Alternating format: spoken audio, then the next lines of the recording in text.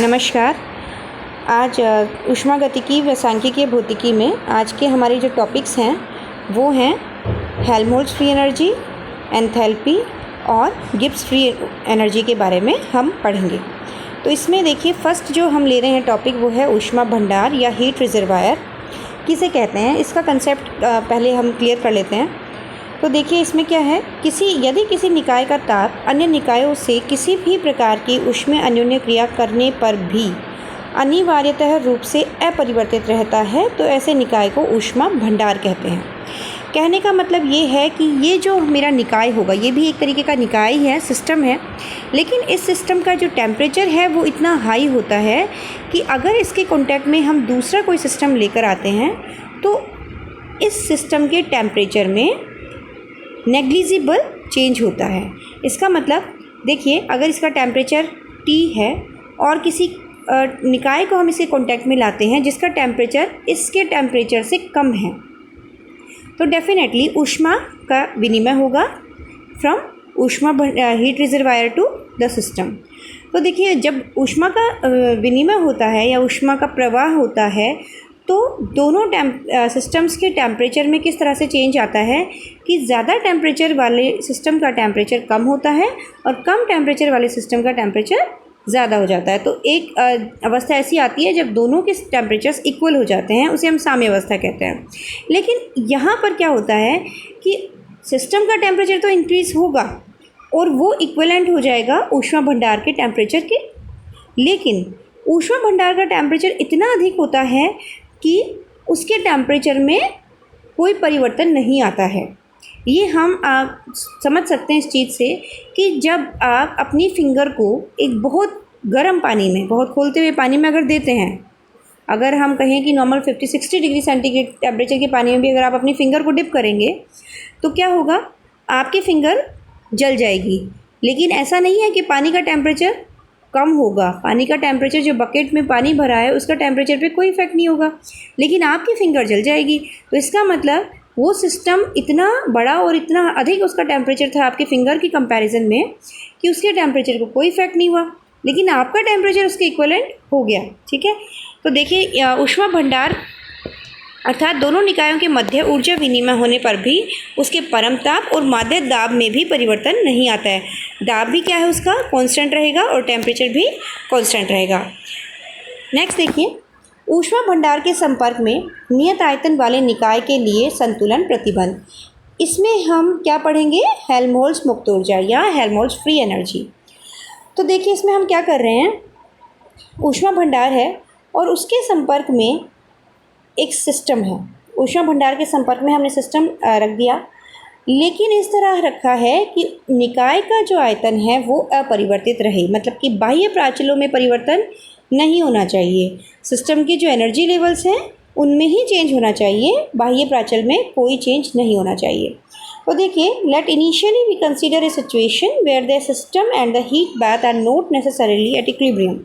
यहाँ पर हमने माना है कि शुरुआत में, प्रारंभ में जब हम हमारा एक्सपेरिमेंट स्टार्ट कर रहे हैं उस समय सिस्टम और हीट रिजर्वायर साम्य अवस्था में नहीं है, मतलब कि उनके टेम्परेचर्स इक्वल नहीं है। At any finite change in the composite system let the heat Q be transfer from the bath A prime to the system A. अब क्या है, हमने क्या किया, ए और ए प्राइम को मैंने माना है ए स्टार। जनरली हमने यही माना है, जो भी हमने इसमें मेथोडोलॉजी की है उसमें हम क्या मान रहे हैं कि ए और ए प्राइम सिस्टम और हीट रिजर्वायर दोनों को मिलाकर हम जो कंपोजिट सिस्टम या संयुक्त निकाय है उसका नाम हम दे रहे हैं ए स्टार। और हम कह रहे हैं कि ए स्टार के किसी भी परिवर्तन के लिए, किसी भी तरह के, लेकिन शर्त यह है कि बाह्य प्राचलों में परिवर्तन नहीं होना चाहिए। उस कंडीशन में क्या होगा, माना हमने कि हीट क्यू जो है वो हीट रिजर्वायर या हीट बाथ भी से कहते हैं, ए प्राइम से सिस्टम ए की तरफ प्रवाहित हो रही है, क्योंकि अधिक तापमान वाले सिस्टम से न्यून तापमान वाले सिस्टम की तरफ ऊष्मा का प्रवाह होता है। As the temperature of the bath stays constant at T prime, हमने क्या माना है कि हीट बाथ या ऊष्मा भंडार का तापमान टी प्राइम हमने माना है और वो नियत रहेगा। This transform of heat is reversible so far as bath is concern. तो ये जो ऊष्मा का प्रवाह है ये हीट बात लिया हमने, ऊष्मा का भंडार लिया है, इसलिए इसे रिवर्सिबल प्रोसेस मानेंगे हम। Therefore the change in entropy of A prime becomes, अब देखिए ऊष्मा किधर से किधर प्रवाहित हो रही है, हीट रिजर्वायर टू सिस्टम। तो हीट रिजर्वायर ए प्राइम की जो एंट्रोपी में चेंज है वो क्या हो जाएगा, delta S prime equals to minus Q upon T prime, minus Q upon T prime.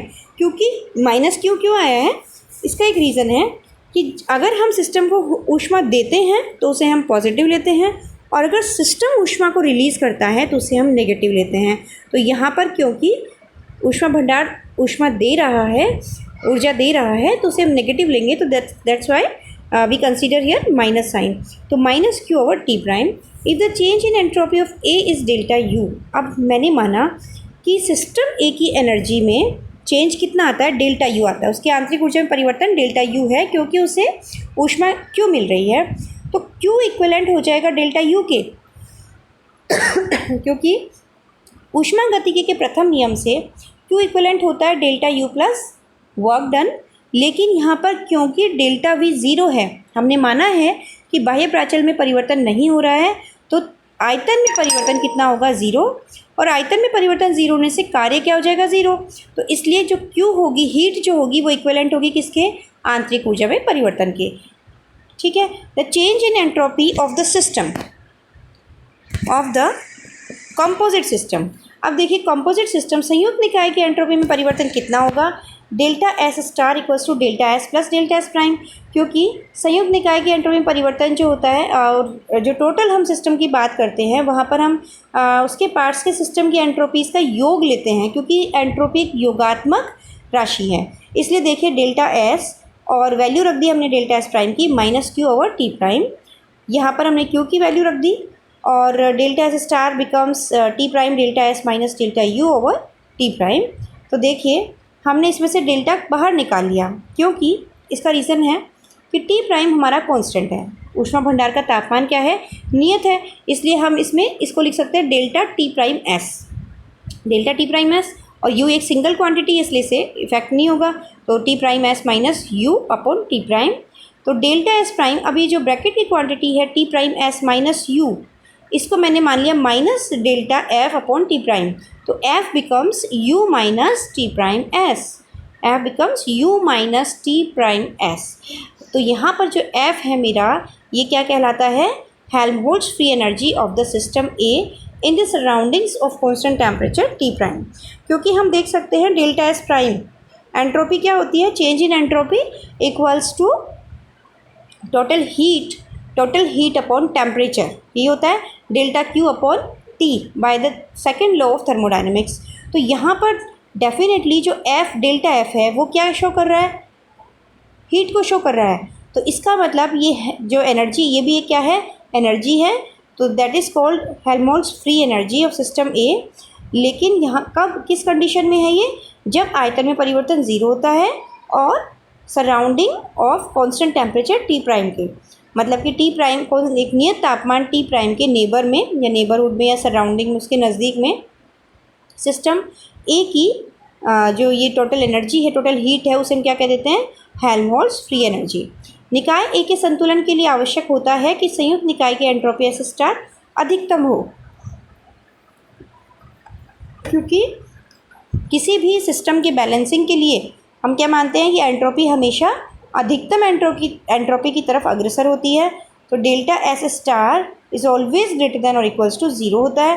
तो अगर delta S star greater than और इक्वल्स टू ज़ीरो होगा तो डेल्टा एफ उसका अपोजिट साइन लिए हुए है, इसका मतलब इसके विपरीत है। तो डेल्टा एफ क्या होगा, लेस देन और इक्वल्स टू ज़ीरो होगा। इसका मतलब जब एस स्टार अधिकतम है, संयुक्त निकाय की एंट्रोपी मैक्सिमा की तरफ अग्रसर है, तो हेल्महोल्ट्ज़ फ्री एनर्जी किधर जाएगी, न्यूनतम की तरफ, मिनिमा की तरफ। तो साम्यावस्था में एफ जो होता है मेरा क्या होता है, मिनिमम होता है। It's important point, you should be note this. Next हमारा टॉपिक है, हम पढ़ लेते हैं इसमें एडियाबैटिक इंटरेक्शन क्या होता है, पहले इसके बारे में। तो any two thermally isolated systems can also interact and exchange energy if some of their external parameters like applied fields, pressure, etc. change in the process such an interactions are called adiabatic interaction.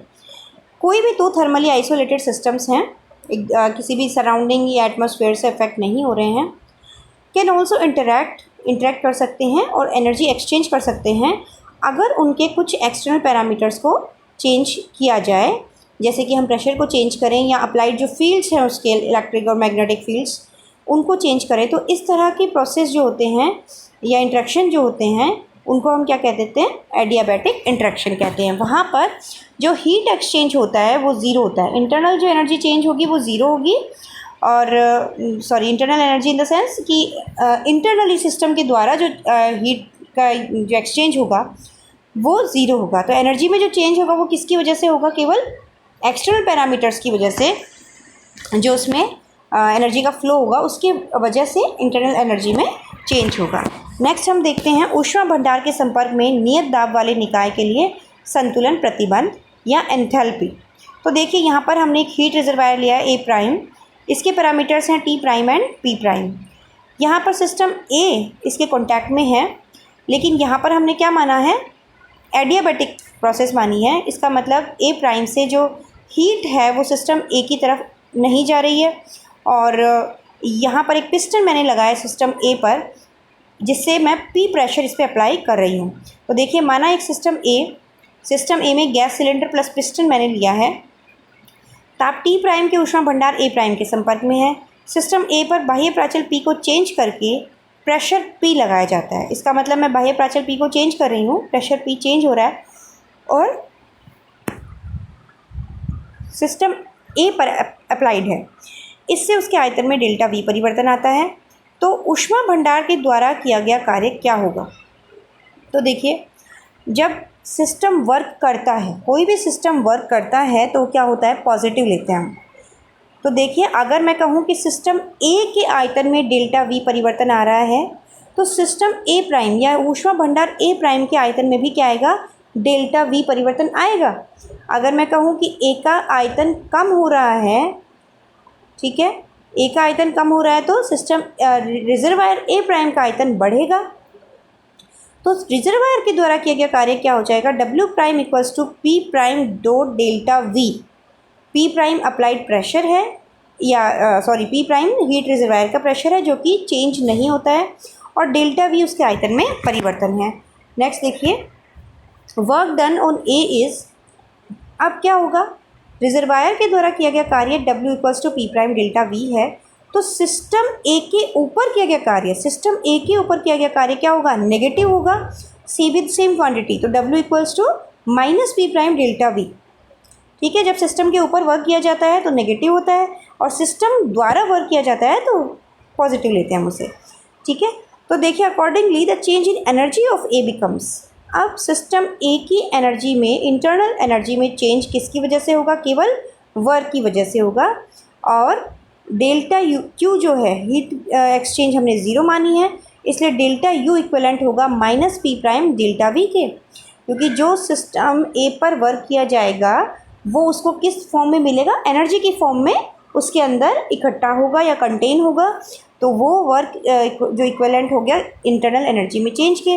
तो delta हमने common ले लिया, बाहर निकाल लिया, तो u plus P prime dot V, it equivalent to zero. अब bracket की क्वांटिटी को मैंने h मान लिया, so h equals to u plus P prime V, that is constant quantity. So h is called here enthalpy of system A. तो यहाँ पर ये जो क्वांटिटी है u plus P prime V, इसको हम in the environment of constant pressure, इसको हम नियत दाब के एनवायरनमेंट में क्या कहते हैं, सिस्टम ए की एंथैल्पी कहते हैं। तो देखिए जो हेल्महोल्ट्ज़ फ्री एनर्जी एफ है और जो एंथैल्पी एच है, ये सभी क्या हैं, एनर्जीज़ ही हैं, लेकिन डिफरेंट कंडीशंस में। एफ जो है वो नियत दाब के, या हम कहें कि एक्सटर्नल पैरामीटर्स जब ज़ीरो मानते हैं उस केस में सिस्टम की टोटल एनर्जी को शो कर रहा है, और एच किस कंडीशन में शो कर रहा है, जब हम नियत दाब के कंडीशन में, environment of constant pressure, okay.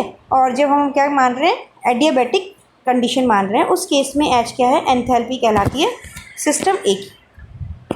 ठीक है, गिब्स मुक्त ऊर्जा हम नेक्स्ट लेक्चर में लेंगे। ठीक है, इसको आप देखेंगे। Thank you.